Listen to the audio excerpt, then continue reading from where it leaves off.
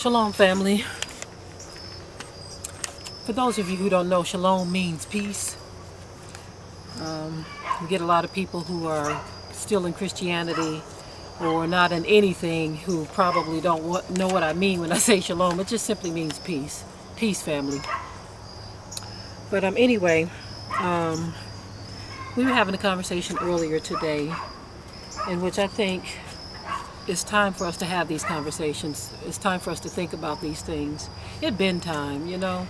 We always saying it's time for this, that, and the other, but it's been time. It's past time, you know. But we were talking about seniors and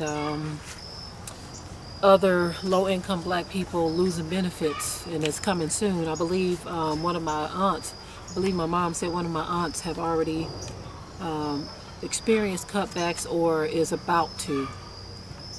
And it's being cut back so bad to where it's almost like they have nothing at all. And I don't think we grasp the severity of the situation at all. Right now we can be comfortable in our own little lives. We feel like we got our own stuff figured out and, you know, so what with what's going on with this one over there. A lot of us have that attitude. Many of us have taken on that attitude to where we can care less what the next black person is going through. You see, we've taken on a selfish, very selfish way about us. And as I think about this, I don't know about y'all family, but this kind of stuff weighs heavy on me. And I do wish that there was a easier way to convince our people that it's time to do something, you know. As we were talking, you know, it was myself and my mom and Sister Tina, we were all talking about how when we've shared various things with other people, how it just goes in one ear and out the other. It's like it ain't serious to them at all. You know, a lot of our people, you're trying to wake them up. You're trying to tell them, hey, the storm is coming. It's about to rain, y'all. And our people are looking at us like we are just lunatics or something, you know. All these little bugs out here, I'm sorry, family, but they're looking at us like we crazy. But the heaviness that we feel in our hearts are very real, right? And I especially was telling my mom, I said, Mom, look, you can't really worry about this stuff because it's not going to really help. If people don't want to wake up, they just ain't going to do it. At the same time, I'm telling her not to worry about it because I don't want her to be getting stressed out. I'm worried about it. You know, I am. Because I really wish that there was something that you can do to shake our people. I wish we can get them to snap out of this thing. I wish we can get them to snap out of it. There is so much that we can do together. So much, right? But the problem we're having, and we're going to do a broadcast one of these days. I know we've been saying we're going to do it, but the problem we're having is the lack of motivation that others have. You can lead a horse to water, but you can't make them drink. You can't drag somebody to a field and make them work. You can't make a person do anything. And you can talk until you're blue in the face, but if a person don't want to do something, they're not going to do it, you see? And so it's getting to the point where you almost have to say, okay, you know what? I'll wash my hands of it. I look around and I see our people who are just, you know, like one person said, our folk, they got their shoes, they clothes, they nails, they fine car, they got all this stuff. Some of them got nice houses, but they ain't got no food growing. No food. Don't even care about growing food. But when I think about our seniors, many of which who can't get around, who depend on government benefits to survive, when I think about them, it's one of those things where you say, Father, have mercy.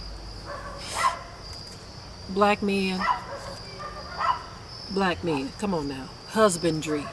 Husbandry is the field of working in the field, working the soil, working the land. You know, plant a seed and watch it grow. Tilling the ground, cultivating the ground, growing food. It's like your hand is the husband and the ground is the wife.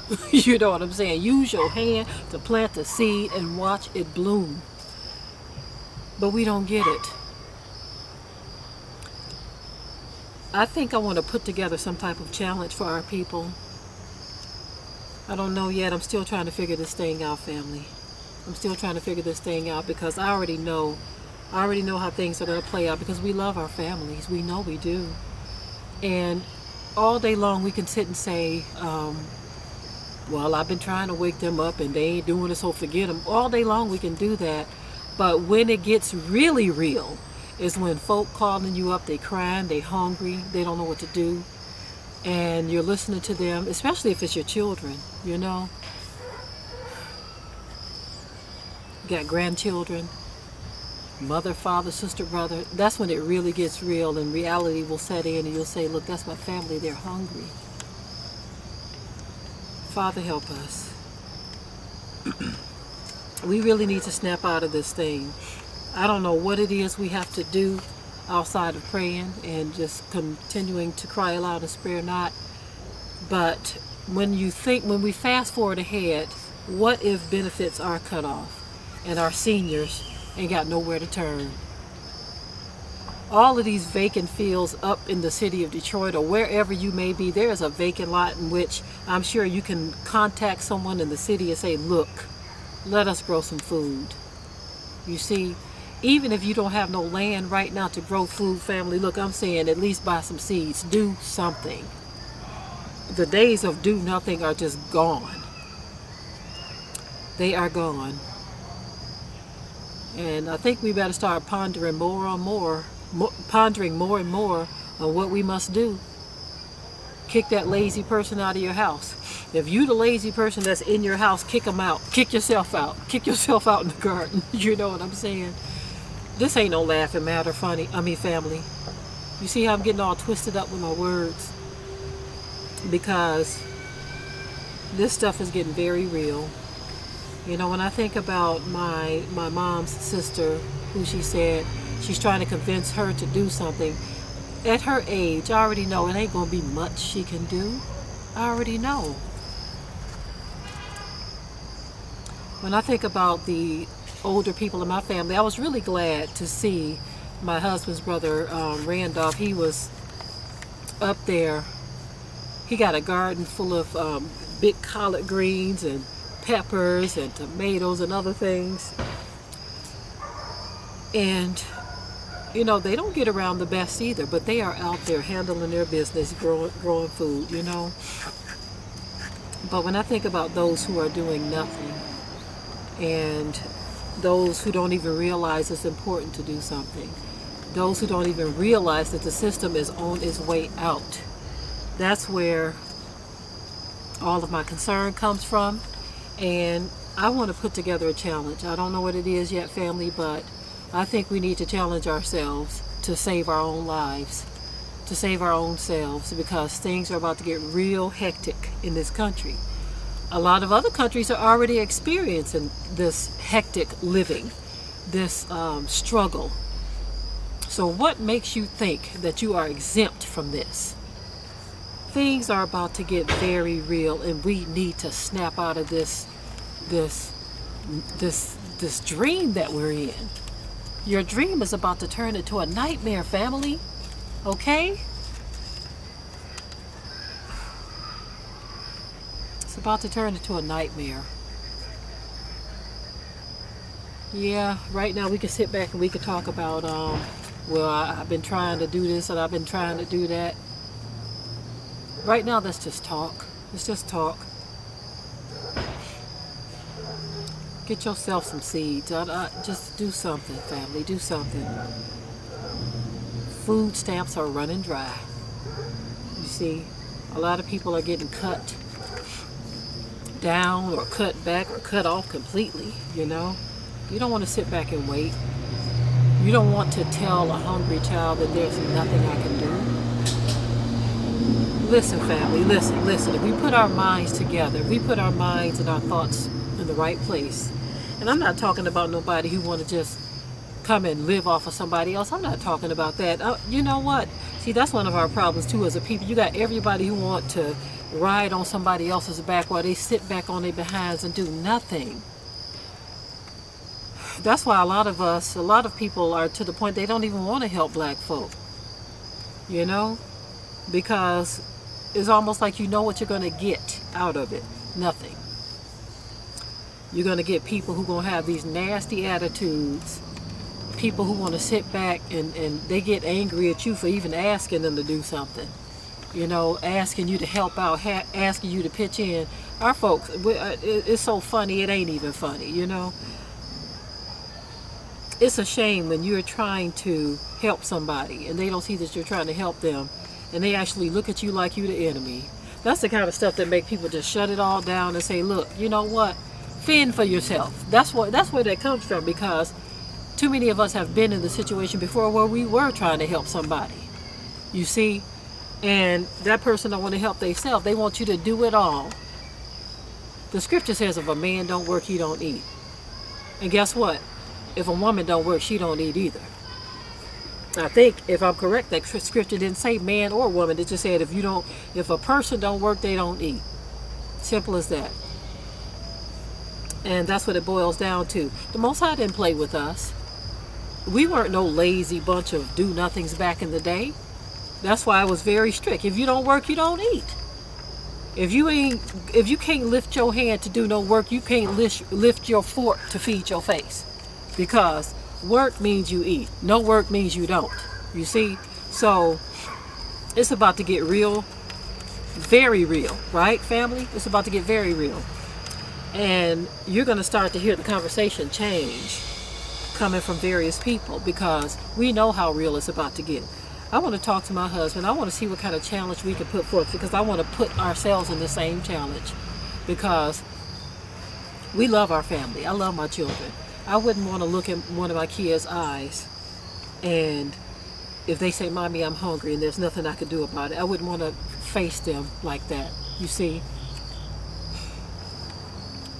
I just wouldn't want to face them like that. We've been in that position before where we were hungry and it wasn't much we can do about it. We've been in the position before where we had to go to family, and even our family didn't want to help us. Some of them could have done it too, and they didn't do it. You see, we've been in that position before. And so me and my husband, we made a vow to ourselves that we would never be in that position again. You see, and so I definitely want to pray that the Most High gives us the strength to do what it is we must do to help ourselves and to help our people as much as we can. It can't all fall on one person. It can't all fall on 2 people. It can't fall on 100 people. Some people are going to die in this family. Some people are going to fall by the wayside and waste away because they're going to refuse to help their own selves. And that we're going to have to live with. But anything that we can do, family, the time is now to do it. I'm seeing more and more people making this appeal in this call. One brother, he gave a very strong message about us, talking about we revolutionaries, we this, we that, and we that, and we this. And he said a lot of y'all talking this stuff don't even know how to use a weapon, don't know how to grow no food, ain't got no seeds, ain't doing none of that stuff, ain't educating your children on anything, but yet you talking about you a revolutionary? You see, you ain't even trying to do anything. It's enough of all this talk. It's time for us to do something, family, to help ourselves. And like I said, a lot of people talk a good game in terms of wanting to help do something, but that's where they stop. They always talk. We need people that's going to do something, okay? We need people that's going to be serious about doing something. You know what's funny, what I find very funny and interesting about our people, a lot of our people are like this. They will spend and waste a lot of money on nothing, on a bunch of mess, right? They'll spend and waste money on all that, but when it comes time to pull resources together and do, all of a sudden they ain't got no money, but they want to come aboard your ship. And many of them, they'll go and they'll spend $1,000 on this, $1,000 on that. They'll waste money on all this, but when it comes time to come together to say, hey, let's do something to help ourselves, all of a sudden they ain't got no money to spare. You see, but they done got their hair done, the nails done, they done bought their gym shoes, their new outfit. Ain't nobody trying to hear none of that. You know what I'm saying? We need to pull our resources while we have resources to pull, okay? And as often as I can, as much as I can, I want to admonish our people. I want to come up with a challenge. But it's going to come a day and time where we won't have a way to communicate with each other. And whatever bed you've made, you will have to lay in it. That time is coming, family. Okay. I'm going to ponder on this thing. I'm going to ponder. And I'm going to see what we can come up with. You know, the whole concept behind Man Up, which is something that we figured people would understand the concept of Man Up, Mutual Assistance Network, unifying for progress. Unification is more than just someone saying, okay, I want to come and move where you are, right? Mutual Assistance Network. That means people working together, right? Not just moving together, but working together. Working, using your hands, tilling the soil, working together, right? Anyway, we gonna figure this thing out. Hopefully, family, at least a small remnant. You know, that's all. It's always a remnant. It's always a remnant. So we gonna figure this thing out, family. And those who can't figure this thing out, those who refuse to open up their eyes, those who want to just stay asleep and want to stay plugged into the matrix, so be it.